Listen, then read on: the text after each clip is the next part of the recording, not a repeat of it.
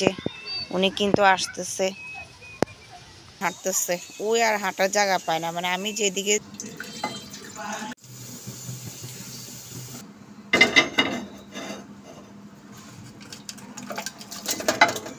চালের মধ্যে কত বড় একটা লাউ এখনো দেখো চালের মধ্যে আছে। রান্নার দিয়ে বন্ধুরা ছাদে যাবো, তো এই তো ছুরি নিয়ে ছাদে গিয়ে টমেটো নিয়ে আসবো। তো চলো আমার সাথে তোমরাও ছাদে চলো, তো কি কি আছে কি কি নিয়ে আসি সেটা দেখতে পাবে। একটু আগে কিন্তু প্রচুর বৃষ্টি হয়েছে বন্ধুরা। আসসালামু আলাইকুম, তোমরা সবাই কেমন আছো? আলহামদুলিল্লাহ আপু কিন্তু ভালো আছি। তো এই তো দেখো প্রচুর কিন্তু আমার টমেটো গাছ হয়েছে মাশাআল্লাহ এবার। তো টমেটো গাছ এখনও আছে, তো এগুলো শুকিয়ে গেছে অলরেডি। তো গাছের মধ্যে কিন্তু টমেটোগুলো এখনও আছে, পেকে পেকে অনেকগুলো পচে গেছে। তো আমি যেগুলো আসলে একটু ভালো সেগুলো নিচ্ছি রান্নার জন্য। তো এই তো দেখো ছাদের উপর কিন্তু প্রচুর বৃষ্টি। তো যাই হোক প্রচুর বৃষ্টি হয়েছে, তো ভাবলাম আজকে রান্না করব। আসলে গাছ থেকে টমেটো নিয়ে যাই, তারপরে রান্নাটা বসিয়ে দেব। এই তো আমি টমেটোগুলো অলরেডি নিয়ে নিয়েছি দেখো। তো আমার সবগুলো টমেটো নেওয়া হয়েছে, বেছে বেছে আপু এখান থেকে টমেটো নিয়েছি। এই তো দেখো একদম পাকা পাকা ভালোগুলো দেখে নিয়েছি। তো বৃষ্টির পানি এদিকে দেখো ছাদের মধ্যে প্রচুর জমানো, আর এদিকে আর টিউনের বাচ্চা দুজনেই এসে পড়েছে আমার সাথে। তো এই তো দেখো একজনের নারকেলের মধ্যে বাচ্চাটা বসে আছে। টমেটোগুলো এতগুলো পাইছি পাশে, আর এখানে কিন্তু অনেকগুলো আছে, তো এগুলো এখন নিয়ে নেব। আর ওই যে উনি কিন্তু আসতেছে। আমাদের নোয়াখালীতে বৃষ্টি হচ্ছে, তো তোমাদের কোন কোন স্থানে বৃষ্টি হয়েছে অবশ্যই কমেন্টে আপুকে জানাবে। এখান থেকে দেখা যায় আমার টমেটো গাছগুলো কিন্তু শুকিয়ে গেছে, আর ওই যে ওই চালের মধ্যে কত বড় একটা লাউ এখনো দেখো চালের মধ্যে আছে। সম্ভবত এটা বীজের জন্য রেখে দিচ্ছে, দেখছো কত বড় একটা লাউ। 3 থেকে 3.5 হাতের মতো হবে এই লাউটা। প্রচুর প্রচুর লাউ ধরেছে মাশাআল্লাহ, অনেক সুন্দর ছিল লাউটা। আসলে এটা বীজের জন্যই রেখে দিয়েছে হয়তোবা।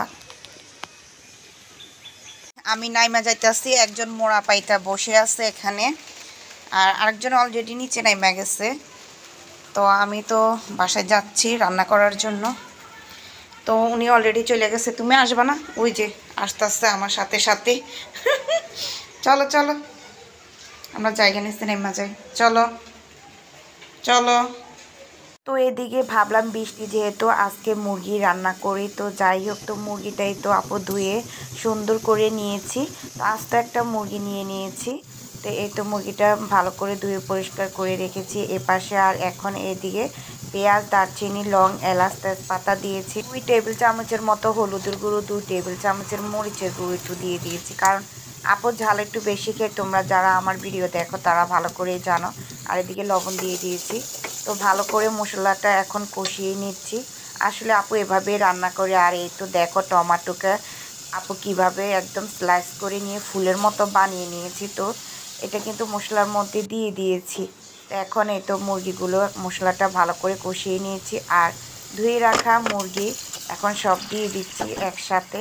তো ভালো করে কষিয়ে নিব এভাবে, একটু নেড়ে চেড়ে দিই মশলার গায়ে একটু যেন লাগে মুরগি। তারপরে কাঁচামরিচ দিয়ে এটাকে ঢাকনা দিয়ে রেখে দেব।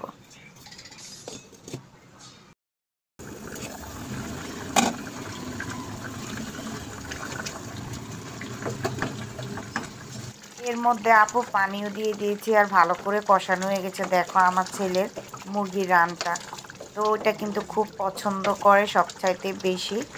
তো এই তো আসলে আমার রান্নাটা অলরেডি হয়ে গেছে। তো একটু ঢাকনা দিয়ে রেখে দিব, চুলার জালটা কমিয়ে দিয়ে তো সম্পূর্ণ হয়ে যাবে। এর তো আর অল্প কতক্ষণ লাগবে। আর এদিকে আমি রান্না করতে করতে কিন্তু রোদও উঠে গেছে, আকাশের সূর্যি মামাও দেখা দিয়েছে। আর এই তো দেখো আপুর রান্নাটা ফিরে আসলাম পরে, চুলাটা অফ কিন্তু।